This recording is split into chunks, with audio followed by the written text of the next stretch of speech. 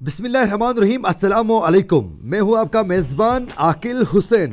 My dear friends, आज हम आप लोगों को बल्दिस्तान का खूबसूरत एरिया शिगर की ब्यूटी और खासकर ब्लाइंड लेक शिगर के हवाले से एक खूबसूरत, दिलकश और दिलफरेब डॉक्यूमेंट्री पेश करने के लिए इस वक्त हम शिगर की जानिब रवा दवा है।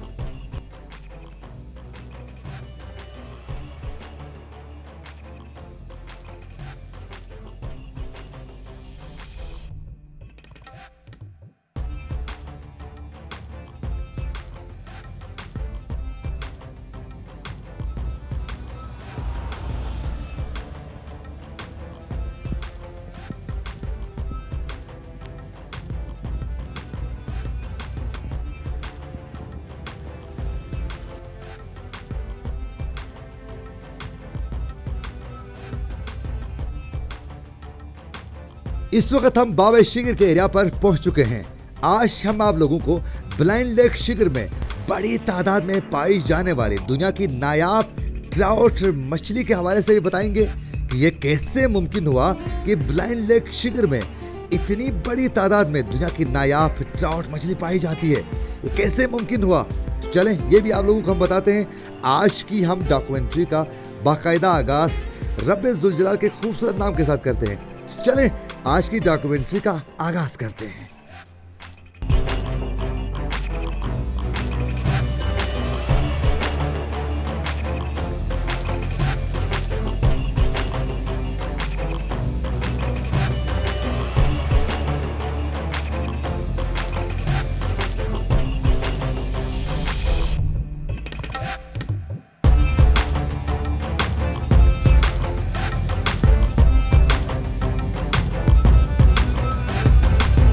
और जी नाजरीन, तकरीबन 45 मिनट का सफ़र तय करने के बाद इस वक्त हम शिगर जरबासो यानी ब्लाइंड लेक शिगर में हम पहुंच चुके हैं। और शिगर की खूबसूरती से तो आप बखूबी आगाह हैं। जरबासो जो ब्लाइंड लेक है वो कितना खूबसूरत है, आप लोग देखना चाहोगे। दिखाऊं? चले हमारे साथ आप लोगों को हम जरबासो दिखाते हैं। ये जरबासो यानी ब्लाइंड लेक शिगर है, बहुत खूबसूरत है। अभी हम झील के करीब ही फिशरीज वालों का ऑफिस भी है। फिर यहाँ ज़बरदस्त तरीके से उन्होंने एक सिस्टम भी बनाया है। छोटे फिशेस को काफ़ी अरसे के लिए एक जगह में स्टोर रखते हैं, फिर वहाँ से फिर बड़े होने के बाद उनको मार्केट में ले जाकर बेचा भी जाता है। तो वो भी आप लोगों को दिखाएंगे। इसकी खूबसूरती के हवाले से भी दीगर हम आप लोगों को भी फुटेजेस दिखाने की भरपूर कोशिश करेंगे। तो चलें अभी हम जरबासो यानी ब्लाइंड लेक के दूसरे किनारे में जाते हैं, वहाँ के हवाले से तफसील बताने की भरपूर कोशिश करते हैं।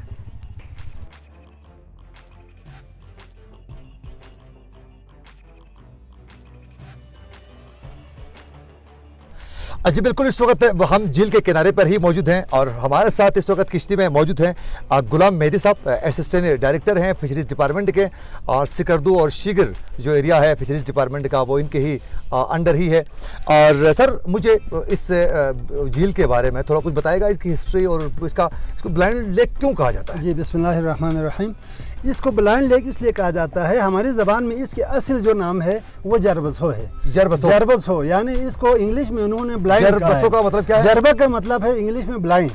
जी ब्लाइंड। तो जरबा इसलिए कहा है यहाँ कहीं से पानी आ नहीं रहा है। अच्छा। और जाने का भी इतना न होने के बराबर इसके पानी का निकास है। ठीक है। तो इसलिए कहा है जरबा यानी ब्लाइंड अंधा झील। तो इसमें कहीं से ना पानी आ रहा है और बहुत ही कम जा रहा है। अच्छा, मुझे ये बताएं कि फिशरीज डिपार्टमेंट की जानब से यहाँ क्या इंतजामात किए गए हैं खासकर मछली को महफूज रखने के लिए? जी ये 1974 से ये हमारी कस्टडी में है ये झील। तो फिशरीज डिपार्टमेंट का ये मैंडेट ही है कि जहाँ भी नदी नाले हों, साफ शफाफ पानी जहाँ पे हो या फिर झीलें हों, तो वहाँ पे हम ट्राउट की जो हमारी हैचरी पे ट्राउट के बच्चे पैदा होते हैं वहाँ से ला के हम इनमें स्टॉकिंग करते हैं। उसके बाद लोगों को फिशिंग लाइसेंस हम इशू करते हैं। और इसके साथ साथ ये यहाँ पे जो आप सामने अभी हम कहाँ जा रहे हैं सर? अभी हम जो आपको सामने एक फ्लोट सा नजर आ रहा है, ठीक है, इसको केश कहते हैं। ठीक। ये बहुत ही मॉडर्न टेक्नोलॉजी है। इसमें आपको किसी तालाब बनाने की, किसी सीमेंट रेसवे बनाने की जरूरत नहीं है। नेचुरल रिसोर्सेज में आप इसको फिक्स करते हैं। अच्छा। इसमें साइड में जालियां लगी हुए होते हैं, ठीक है, इसीलिए इसको केश फार्मिंग कहते हैं। अच्छा, तो फिर इस तरह करते हैं नाजरीन, हम वहीं जाते हैं, पहुंच गए तकरीबन हम अभी वहाँ, वहीं जाके आप लोगों को दिखाते हैं कि क्या कुछ सिस्टम है और क्या कुछ कर रहे हैं फिशरीज डिपार्टमेंट गिलगित बल्तिस्तान, और ये मछलियों को महफूज रखने के लिए। चलें सर, फिर वही चलते हैं।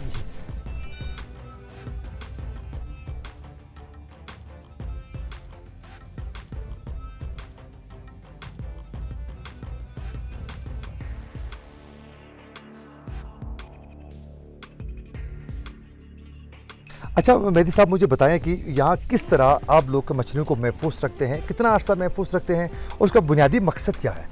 नहीं, इसका जो बुनियादी मकसद है वो ये है, हम अपने जो नेचुरल रिसोर्सेज है उनसे पूरा फ़ायदा उठा सकें। क्योंकि जब आप कंस्ट्रक्शन की तरफ जाएंगे तो लाखों सीमेंटेड रेसवेज चाहिए, कहीं पे फिर मौजून जगह मिलते हैं, कहीं पे नहीं मिलते हैं, फिर कंस्ट्रक्शन का ख़र्चा, फिर उसके बाद पानी का इशू आता है। तो यहाँ अब जब इस तरह की झीलों में जो अप्रोच इजी अप्रोच हो तो हमने इसको सेलेक्ट किया है। इसी तरह हमारे आगे कचौरा में अपर लेक है, वहाँ पे भी केज फार्मिंग हो सकती है।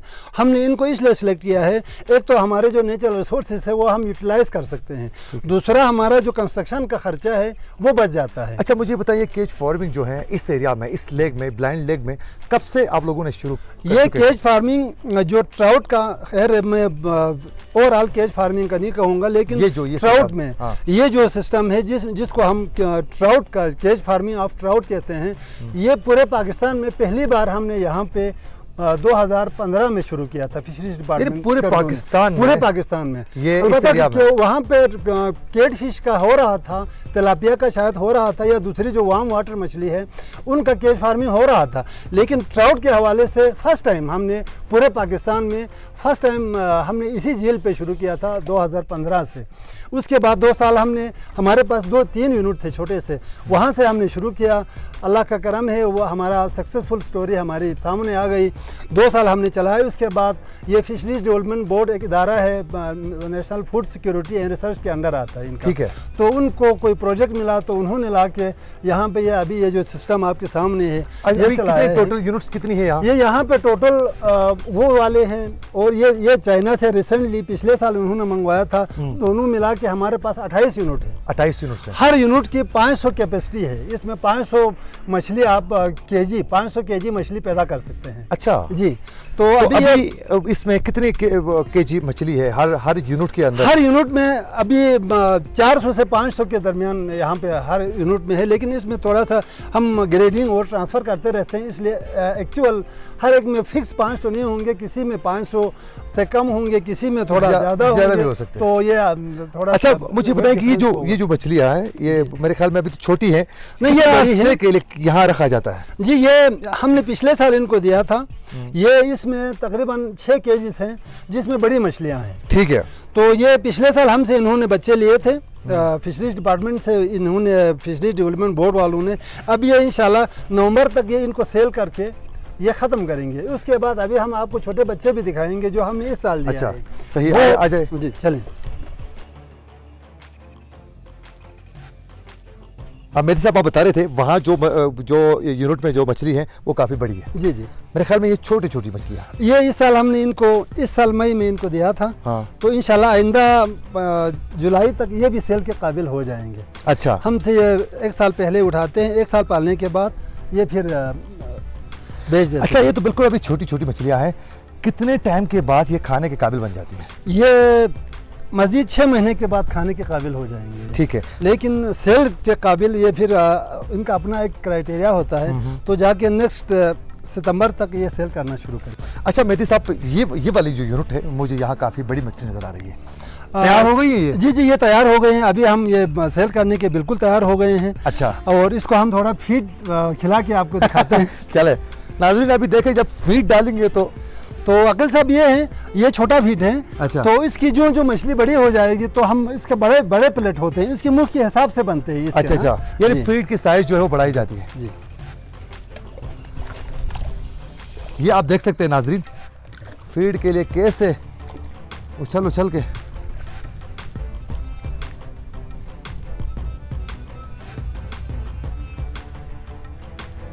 अच्छा, इस यूनिट में मेरे ख्याल में तकरीबन 500 के करीब होंगे। जी जी, इसमें 500 होंगे।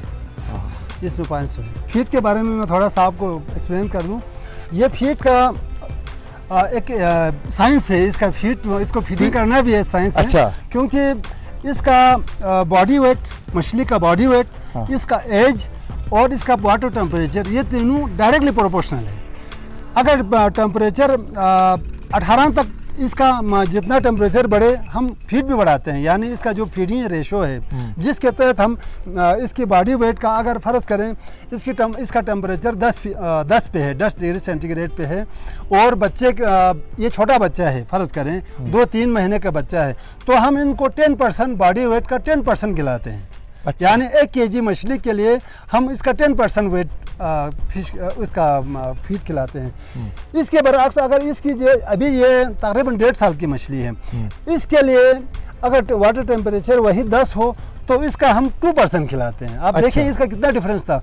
वो बच्चा था, वो बच्चे के लिए हमने 10% अपनी बॉडी वेट का 10% खिलाया। अच्छा। लेकिन जब जो ये उम्र आती जाती है उनकी, वेट तो बढ़ जाता है। वेट बढ़ जाता है, तो उसकी जो फीडिंग वेट रेशो है, फीडिंग शरह जो है वो हम कम करते जाते हैं। वजह क्या है? तो ये इस ये तरह तो ग्रोथ, साइज में ज्यादा होता है, वजन ज्यादा बढ़ता है, इसको फीड भी ज्यादा एक मिलनी तो चाहिए। ये ना इनका वजन ज़्यादा होता है तो खुराक भी ज़्यादा आता है वजन में।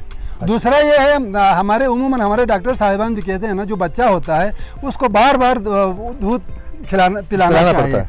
क्योंकि उनका जो मेटाबॉलिज्म है वो इसकी शरह है, जो बढ़ने की शरह है वो बहुत ज़्यादा होती है। ठीक है। तो इसलिए इसको खुराक भी बहुत ज़्यादा चाहिए। इसी के साथ साथ इसका जो प्रोटीन लेवल है वो भी इसके निस्बत उन बच्चों की जो प्रोटीन लेवल है वो हम ज़्यादा खिलाते हैं इनको। इनका जो फैट लेवल है वो भी ज़्यादा होता है उनमें, और प्रोटीन लेवल इनमें 35 से 40 तक हम ज़्यादा प्रोटीन खिलाते हैं, यानी गोश्त।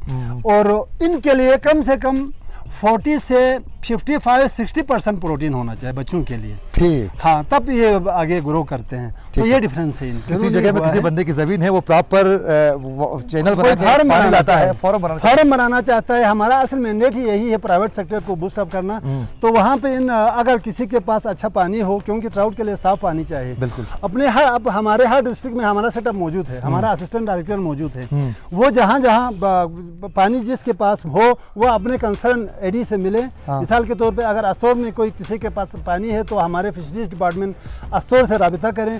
तो हमारे पास अभी जो मौजूदा हुकूमत ने एक एग्रीकल्चर इमरजेंसी प्रोग्राम के तहत हमें तकरीबन $500 मिलियन 50 करोड़ का एक प्रोजेक्ट दिया है। इसमें हम हाल ही में हमने हमारे स्कर्दो और खरमंग के 65 फार्मर्स को हमने सीट दिए फ्री ऑफ कास्ट।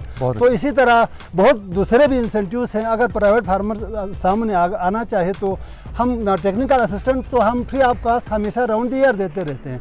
लेकिन जब इस तरह की कोई प्रोजेक्ट आ जाए तो उनको हम उसके इंसेंटिव की शक्ल में, कभी फीड की शक्ल में, कभी सीड की शक्ल में, या कभी इनकी जो एक्वाकल्चरल इक्विपमेंट्स है उसकी शक्ल में हम इनको थोड़ा बहुत देते रहते हैं। तो अभी इसी की कड़ी थी, पिछले दिनों हमारे सेक्रेटरी साहब आके, हमारे 65 फार्मर्स थे यहाँ पे, उनको हमने फीड तकसीम किया। गालिबन अस्तौर में भी किया था उन्होंने, और गिलगित में भी किया था, सारे डिस्ट्रिक्ट में हमने जी वो किया था। तो इसमें टेक्निकली तो हम हमेशा सपोर्ट करते रहते हैं। मतलब अगर कोई भी गिलगित बल्तिस्तान का शहरी जो है खुद भी ये फार्मिंग करना चाहे तो आप लोग भरपूर सपोर्ट करेंगे। ठीक है नाज़रीन, आप भी कर सकते हैं। अगर आपके एरिया में कहीं भी पानी है, साफ सुथरा पानी होना चाहिए। ट्राउट मछली के लिए साफ पानी होना लाजमी है।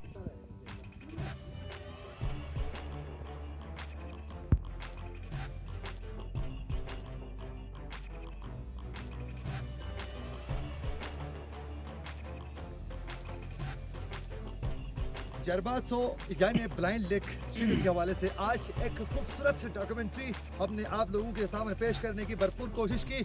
उम्मीद करते हैं कि हमारी ये डॉक्यूमेंट्री आप लोगों को ज़रूर पसंद आई होगी। अगर आप लोगों को हमारी ये डॉक्यूमेंट्री अच्छी लगी है तो एहसास टीवी के यूट्यूब चैनल को ज़रूर सब्सक्राइब करें और फेसबुक पेज को लाइक करना न भूलिए। इसी के साथ अपने मेज़बान आकिल हुसैन को दीजिए इजाज़त। अल्लाह ने के बाद गिलगित बल्तिस्तान जिंदाबाद।